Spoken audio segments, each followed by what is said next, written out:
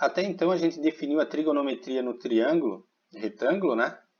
Ou seja, um triângulo que possuía um ângulo reto e outros dois ângulos alfa e beta. Alfa e beta eram ângulos agudos, ou seja, alfa e beta eram menores que 90 graus. Porém, a gente pode ter um triângulo com um dos ângulos maior que 90 graus, ou seja, um ângulo obtuso.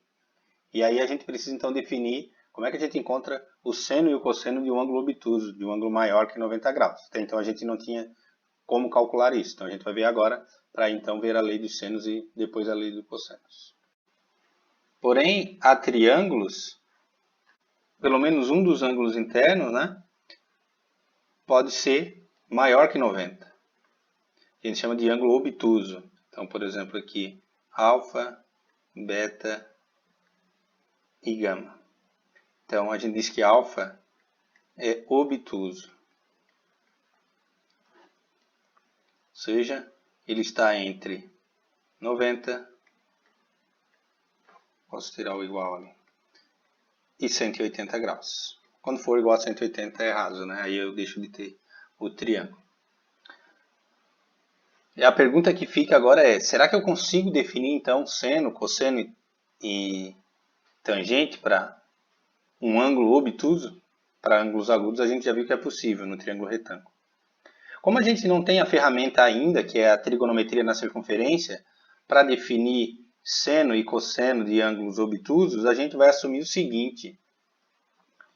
O seno de um ângulo alfa obtuso, se alfa é maior que 90, vou botar assim, né? Não é simplesmente maior que 90. Se estiver entre 90 e 180, a gente diz que o seno desse ângulo alfa é igual ao seno de 180 graus, né? Se estiver em graus, menos alfa. Como assim, Antônio? Ora, se eu quiser calcular, por exemplo, tá? A gente vai assumir isso como verdade, tá? E depois, na prova 2, a gente vai ver como demonstrar isso aqui, né? E a gente vai entender por que essa fórmula funciona. Então, por exemplo, Antônio, eu preciso calcular, vou botar aqui, calcule, o seno de 120. Seno de 120 graus. Eu não tenho uma tabela, eu só tenho aquela tabela básica. Bom, aí tu faz esse ou de 0 a 90, né? Então, isso aqui é o seno de 180 menos 120, ou simplesmente o quanto falta para 180. Faltam 60 graus, então é igual ao seno de 60, que nesse caso aqui é a raiz de 3 sobre 2. Ah, por exemplo, o seno de 135. Faltam quantos graus para 180, né? Faltam 45 graus. Então, o seno de 135 é igual ao seno de 45, que é raiz de 2 sobre 2. Ah, Antônio, se fosse... Aqui era B, né? Se fosse o seno de 130 graus. Isso vai ser o seno de 180 menos 130, que é igual ao seno de 150, de 50.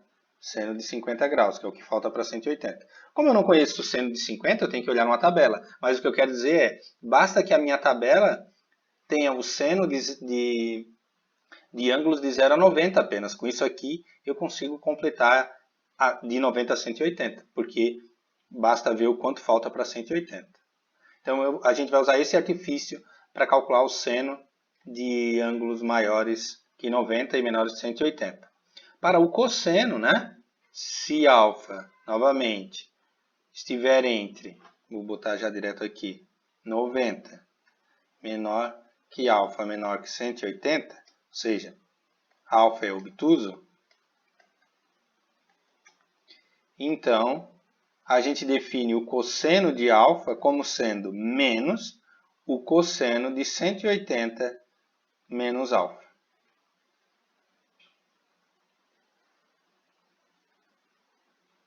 Por exemplo, vamos definir então alguns valores aí. Vamos fazer o mesmo que a gente fez para o seno. Então, cosseno de 120 graus. A gente sabe então que vai ser menos o cosseno de 180 menos 120. Ou seja, faltam 60 graus para 180, então é menos o cosseno de 60. Só que cosseno de 60 é meio, então vai ser menos meio. Então, o cosseno de 120 é menos o cosseno de 60, ou seja, é menos meio. A mesma coisa, o cosseno de 135, por exemplo, é menos o cosseno de 180 menos 135, que é 45, então é menos o cosseno de 45. Nesse caso aqui, é menos raiz de 2 sobre 2. Então, o cosseno de um ângulo, a gente está levando a crer, né, que o cosseno de um ângulo obtuso, já que 180 menos alfa, o cosseno sempre vai dar positivo, com esse sinal aqui vai dar negativo, então o cosseno de um ângulo obtuso sempre vai ser negativo. Por exemplo, o cosseno de 150 graus é menos o cosseno de 180 menos 150. Ora, faltam 30 graus, então é menos o cosseno de 30. E a gente sabe que o cosseno de 30 é raiz de 3 sobre 2. Então vai ser menos raiz de 3 sobre 2. Então, para a gente ver a lei dos senos e cossenos, que a gente vai ver agora, a primeira lei dos senos, a gente precisa então disso.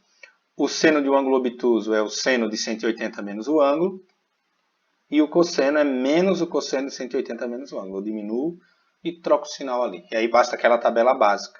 Então, se eu tiver uma tabela completa, ok, mas eu não preciso, né? Eu posso até trabalhar com valores assim, exatos. A lei dos senos funciona da seguinte maneira. Lei dos senos.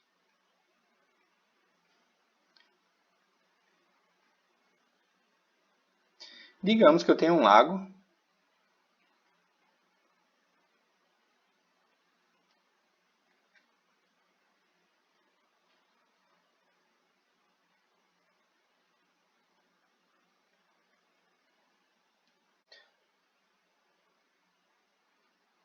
Digamos que nesse lago eu preciso passar um cabo subterrâneo do ponto A até o ponto B. Porém, devido ao lago, eu não consigo medir essa distância diretamente. E aí, o nosso intuito seria, né, como é que eu posso medir a distância de A até B, descobrir essa distância, sem medi-la diretamente? Então, eu vou construir um ponto C aqui e vou ligar os pontos A e C. Em seguida, eu ligo os pontos B e C. E eu quero determinar então a distância de A até B.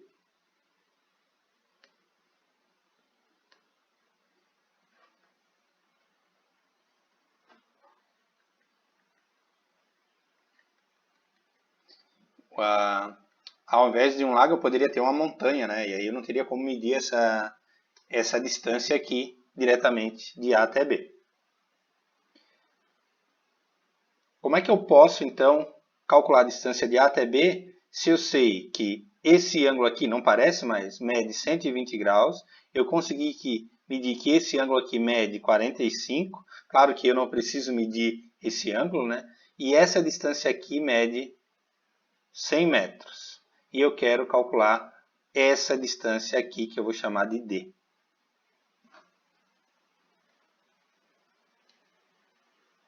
A lei dos senos vai nos ajudar na seguinte forma. Se eu conheço dois ângulos de um triângulo, consequentemente eu conheço o terceiro. Não preciso nem entrar nesse detalhe. Se eu conheço dois ângulos de um triângulo e um lado, eu consigo determinar todas as outras, e pelo menos um lado, né? Eu consigo determinar todas as outras medidas do triângulo. O outro ângulo, se eu quiser determinar, é só ver o quanto falta para 180. E para determinar a medida D, a gente faz da seguinte maneira. O lado D está para o seno do ângulo oposto a ele. Então, o ângulo oposto ao lado D é o 120 graus. Assim como os 100 metros, ó, distância para seno do ângulo, distância 100 metros, está para seno do ângulo oposto a ele. O ângulo oposto aos 100 metros é o 45 graus.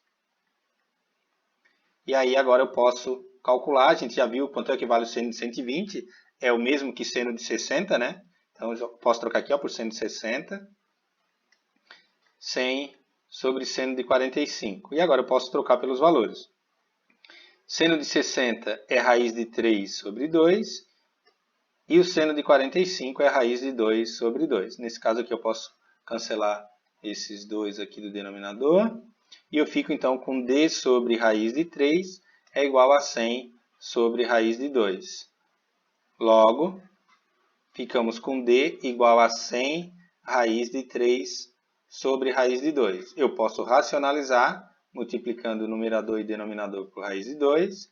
E vou ficar com d então a 100 vezes raiz de 6 sobre raiz de 2 vezes raiz de 2, que é 2. Isso vai dar então 50, né? 100 por 2 dá 50, raiz de 6.